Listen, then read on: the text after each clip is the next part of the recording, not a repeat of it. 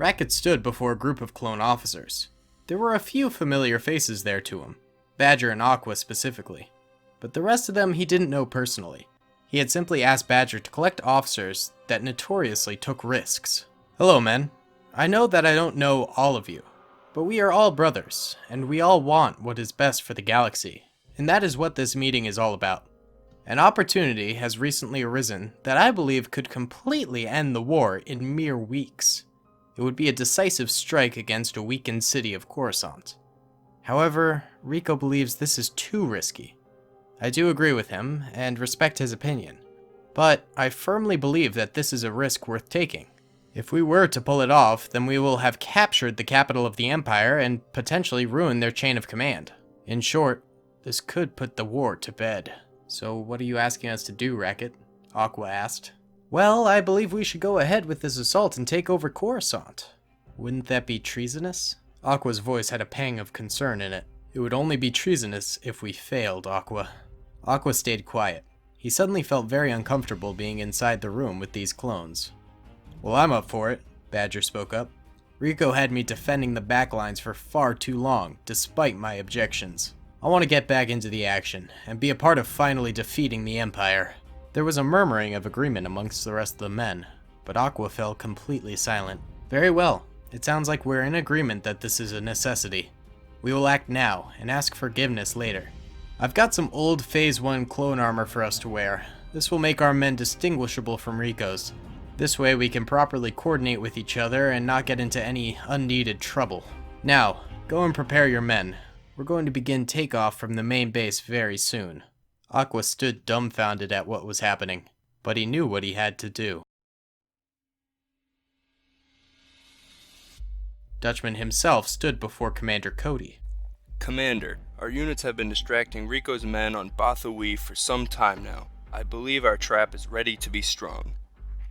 Right you are, Dutch. Word has come in that Rico has diverted soldiers from areas around the galaxy to go and assist on both Bothawi and Felucia. We are now open to attack the garrison on Kashyyyk, which has been seriously weakened due to his troop movements. And once we capture Kashyyyk, we'll be close enough to our end target. Excellent, sir. I will launch the assault on the planet right now. It will be ours by the end of the week. Good. And Dutchman, you'd best not fail us again. The Dutchman left and Cody was left there standing. Everything had been failing for him, and his job with the Empire was at risk to say the very least. He had had a stern talking to from Lord Vader after Rex had escaped. And now, this was his final chance for redemption. Hey guys, what's going on? Daily Tactics here, and I am back with another episode of the Star Wars Ricos Brigade saga that we've got going here.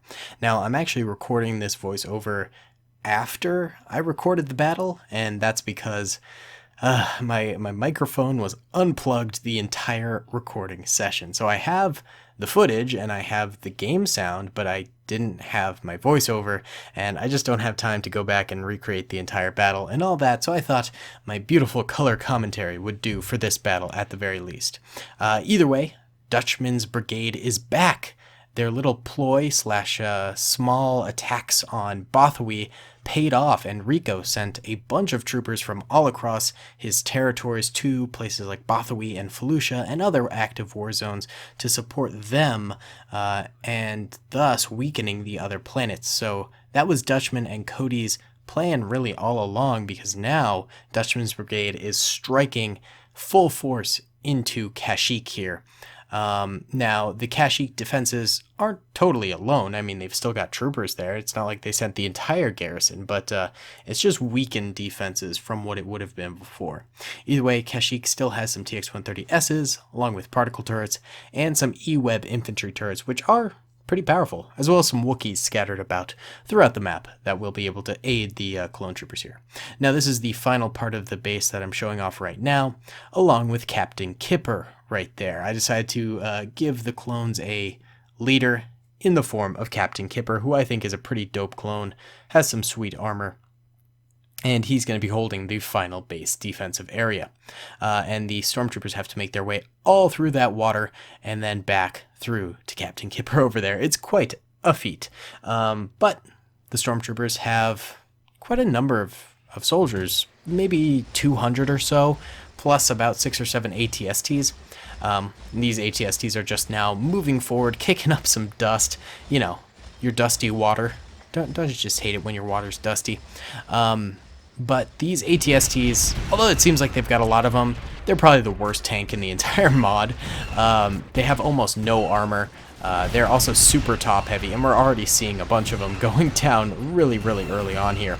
Though they are getting a good amount of fire down at the beach itself. So clone trooper defenses are going down, and we're actually seeing a few of the TX-130Ss going down early on, along with the turrets taking a lot of heat, things like that. So clones aren't having a fun time against these ATSTs, but the ATSTs themselves are going down as well, taking a lot of damage, and definitely not the best tank to have in your arsenal. They're just kind of scary looking, and that's why I think the Stormtroopers use them, because their whole military is based on scare tactics rather than actually training and making an elite force. Either way, almost all of the ATSTs are down at this point, and it's just up to the Dutchman's Brigade infantry. That ATST in the background there is actually decrewed, so it is not able to do anything at this moment in time. Particle turret's still alive though, and this thing is going to wreak some serious havoc against Dutchman's Brigade, because they don't have any tanks left to take it out by force, so they kind of have to fire at the gunner is really the only way to kill that thing, unless they get close enough for a bazooka shot, but it's pretty far up the beach to actually make that happen.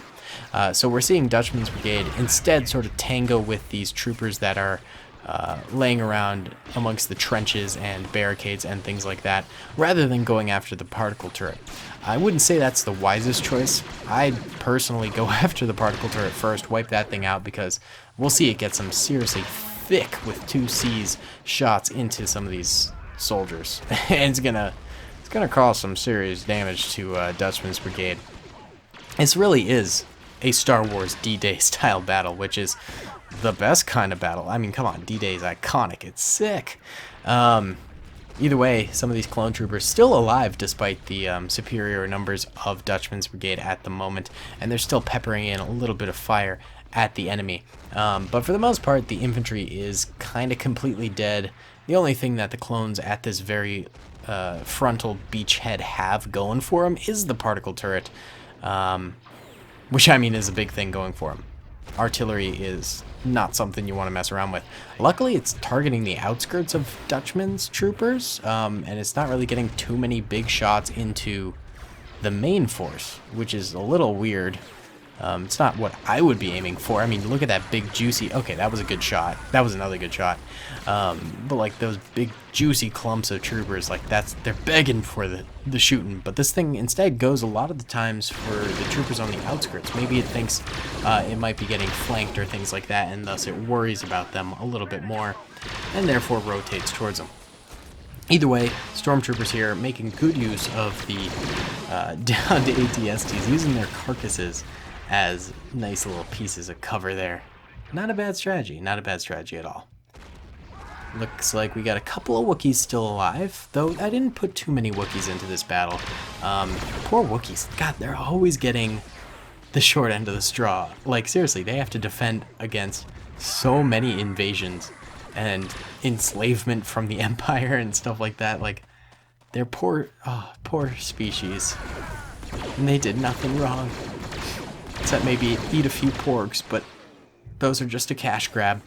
Either way, this particle turret's still alive, but the clones are getting, the stormtroopers are getting a little bit more serious about actually trying to take it out, as there's less infantry for them to fight. The last sort of enemy on this beachhead is that particle turret, so they're at least putting a few more shots into it, but really, this is just like wasted troopers. They should be fully focusing on this thing and taking it out, and they are gonna seriously suffer because they don't take it out immediately. We got a little bit of a brief respite here.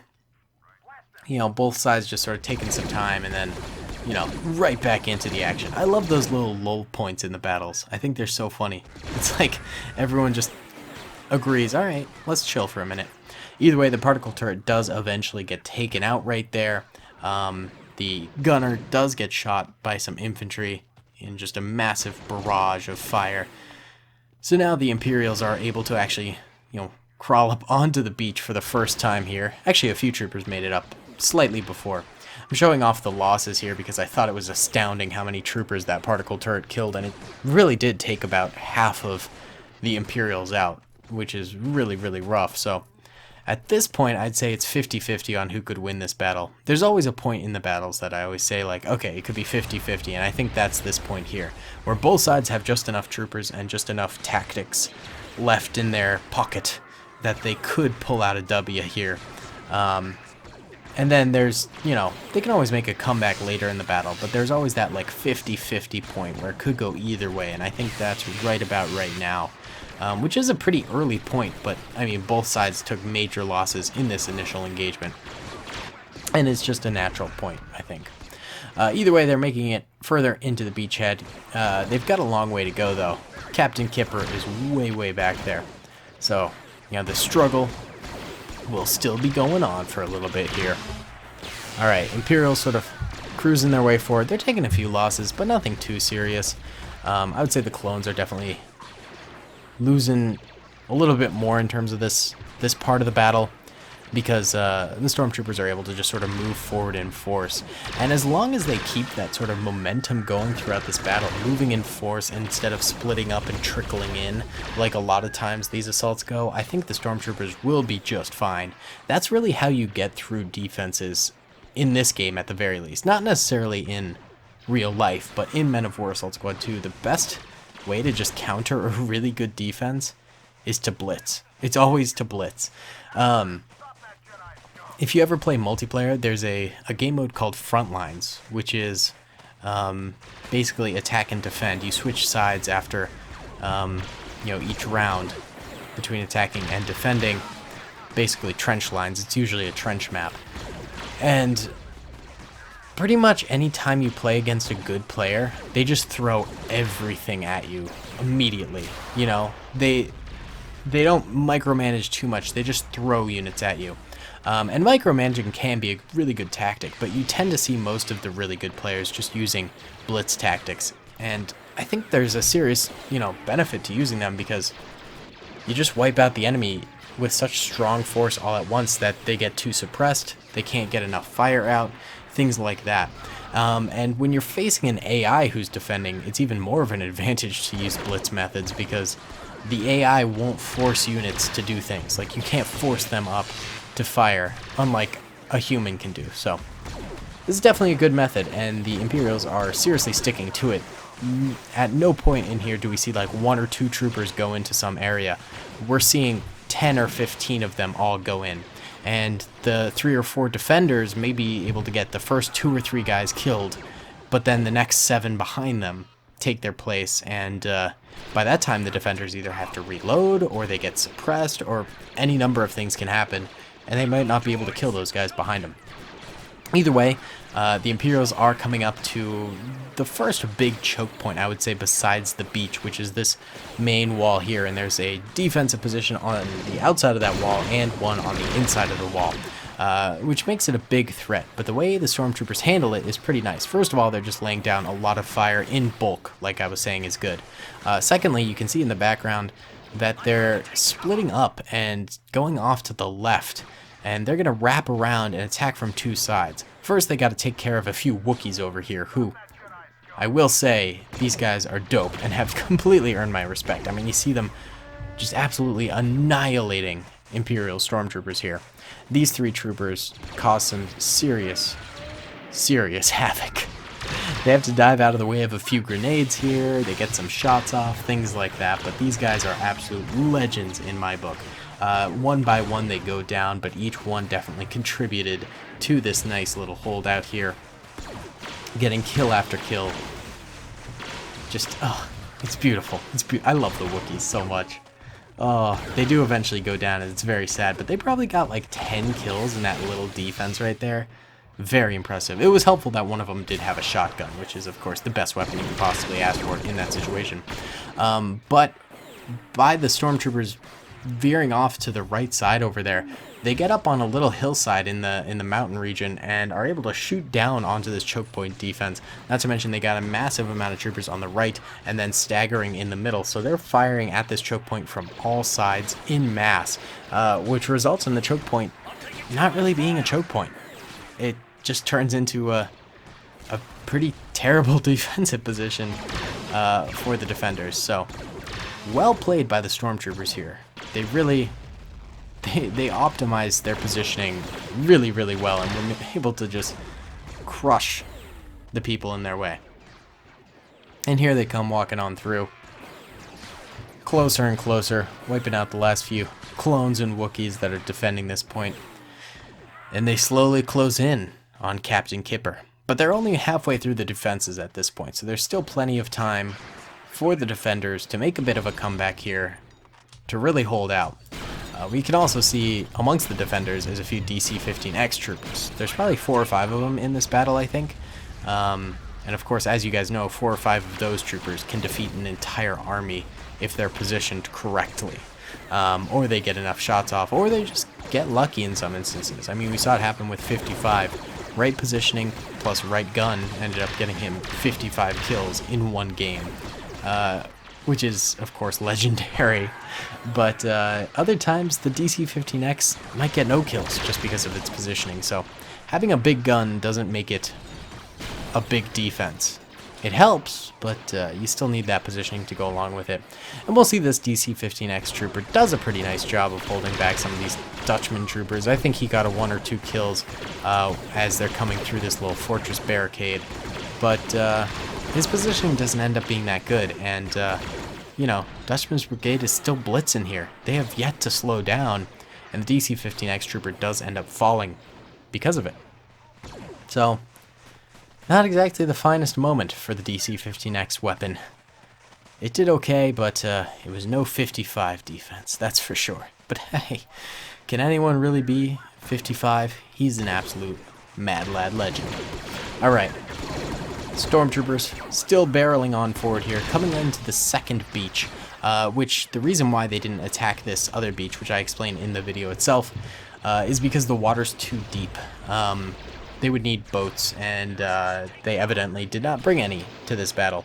And actually, if you toss troopers into that water, they end up swimming, which is super glitchy in the game, and swimming rarely works, so I decided not to have an assault over there. And so we blamed it basically on the fact that the water was too deep, and the Imperials didn't come prepared for that. So instead they decided to land on a sandbar and attack from that position, which I think is fairly smart, because if you can keep your footing while in battle, I think you're in a lot better position than if you have to worry about floating around and things like that, especially with heavy equipment.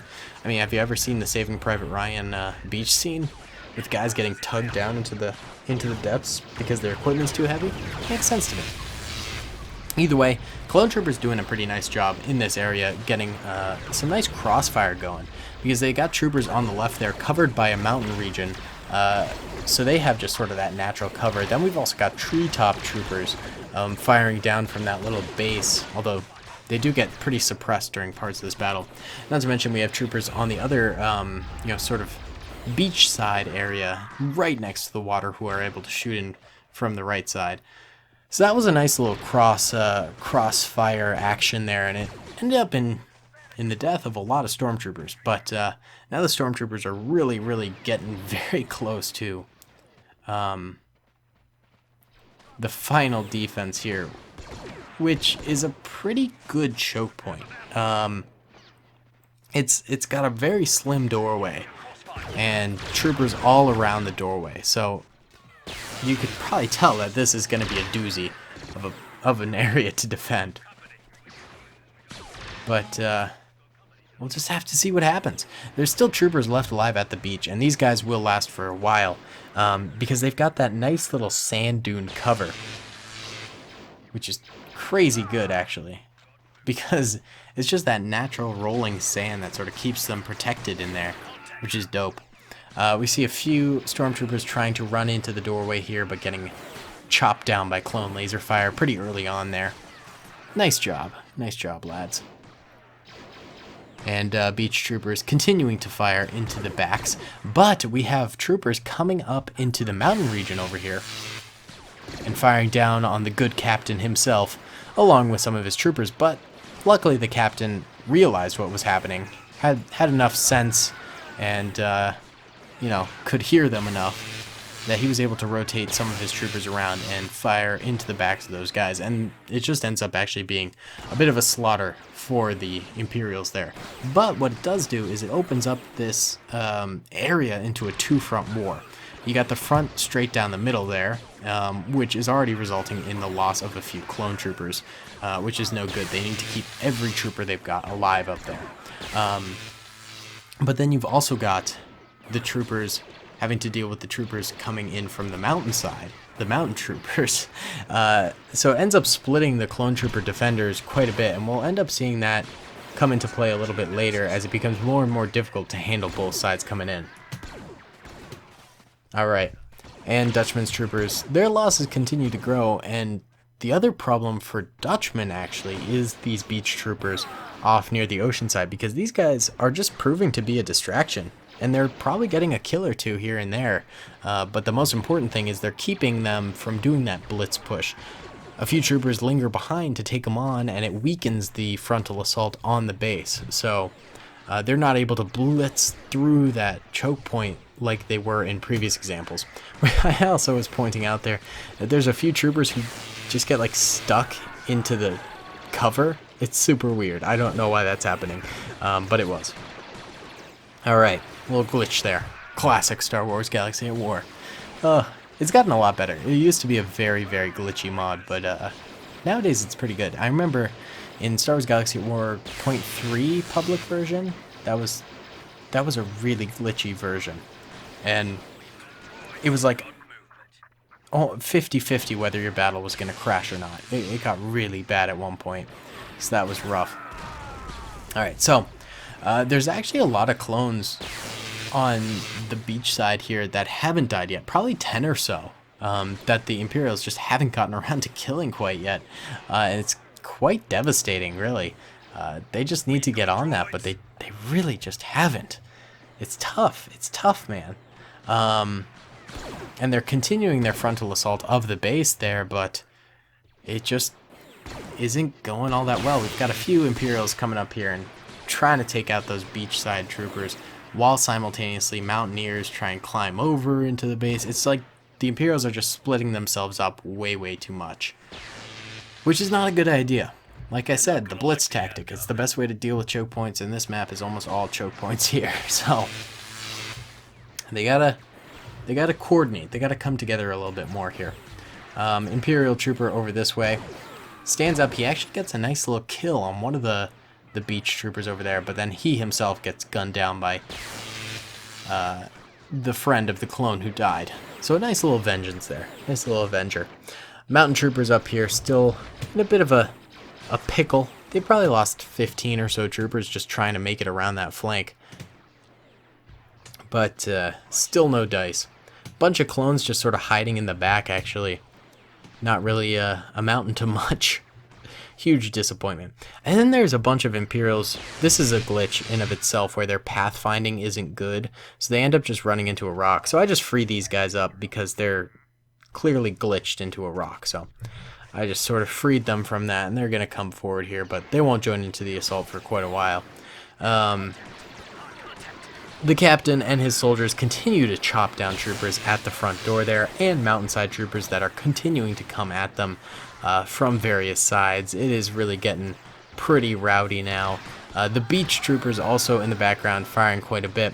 But then this guy stops to reload, and it lets in 2 or 3 stormtroopers, and then the stormtroopers behind him also start gunning him down. So he dies, and that opens him up to come further in, and mountain troopers behind the captain and his soldiers also start to fire in behind. So it's just a disaster. It's a complete disaster. There goes the captain. He is down. And there's really only 2 Kashyyyk troopers left alive. So that one guy reloading caused a chain reaction of the defense to fall. And in reality, when a defense is completely,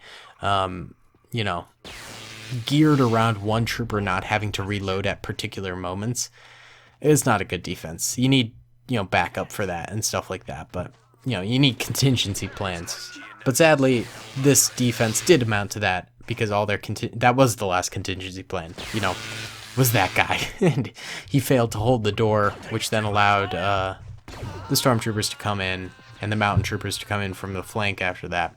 It was just well timed from the stormtroopers. Fair play all around. One Kashyyyk trooper remains inside the base, but he gets grenaded a few times. He's getting tossed around. Stormtroopers start to blitz him a little bit, but they actually choose to go all the way around to the back, to the mountain region, maybe just checking to see if their boys up there are okay. Gets a nice little grenade off there, but I don't think he got any kills. At least this Kashyyyk trooper's trying, but he doesn't notice that grenade landed at his feet and he blows up and dies. So the base has been taken, but there's still troopers on the beach. So I just sent Dutchman's troopers that way to exterminate them, because if I hadn't done that, they wouldn't have ever found them, because the last waypoint is the base, so they would have just stayed in the base the whole time. So I sent a squad out there, and just to keep the battle going a little bit, because the clones won't give up until the very end. So Rico's soldiers continue to fire into these Dutchman troopers. They get maybe like 1 or 2 more kills by the end of this battle, but it's pretty much a cut and dry case here. This is the end of the Kashyyyk beach defense here. There's just not enough clones left alive to hold out against this many Dutchman troopers. And in reality, I think, we'll get into this one. We'll take a look at the losses for both sides at the end of this, and we'll talk about the reasons why Rico lost, because like I said, at certain points in this battle, it was probably 50-50. Could have gone either way, but one side failed where the other succeeded. So, that tends to happen sometimes. So, last 2 troopers over here. Imperials are coming for him. We'll see if they can get any kills. One of them gets domed. The other tries to get a grenade off. He does, but he gets shot up in the process. They bounce the grenade back, and no one dies for the Imperials there. So, that is the end of the battle here, and we shall check out the losses. So overall, I mean, Dutchman's troopers did lose a lot of men, but at certain points, their strategies were really good, and they ended up losing way less men than they should have. Rico should have gotten more kills in certain situations than they really did. And that resulted in what I'm showing on screen right now, which is so many Imperial troopers left alive. There's maybe 40 or so left alive, which is kind of insane, given the size of this battle and all that. But as you can see, red are the dead stormtroopers, yellow are the dead clone troopers. So at the very start, the particle turret did really well. I mean, it got a lot of kills. It killed a lot of ATSTs. This was awesome. This was really, really promising for the clones. And just a lot of dead Imperials. But then as you move further back into the beach area, the kills dry up, and the clones couldn't hold that area. They couldn't hold the beach itself. And they got very, very few kills here. I think this was the first mistake. They should have been firing more. They shouldn't have been as suppressed. They should have got more kills there. Then this wall choke point was really disappointing. And I mean, props to the Imperials for playing it so well, but in reality, the clones should have doubled, tripled their kills there. And then as the Imperials pushed further in, they again lost not that many troopers on the second beach area. This was another disappointment for the clones, where they should have been a little bit more successful than they were. But the Imperials used that blitz method, and it really worked for them. The base was a success, I would say. And honestly, if those other areas had gotten just a few more kills, then the base would have lived, I think. Either way, guys, that just about does it for me here. I want to say thank you guys so much for watching. Thank you to the Flying Dutchman for doing those voice recordings. Sorry that I had to do this voice recording myself in post. I don't like doing it this way, but it has to happen sometimes. Either way, thanks so much for watching. I hope you enjoyed. Comment and subscribe if you did, and I'll see you all in the next one. Peace. I hope you guys enjoyed that video. Be sure to click that subscribe button for more content, and hit the notification bell if you'd like to be alerted to whenever I live stream or upload. Thanks so much.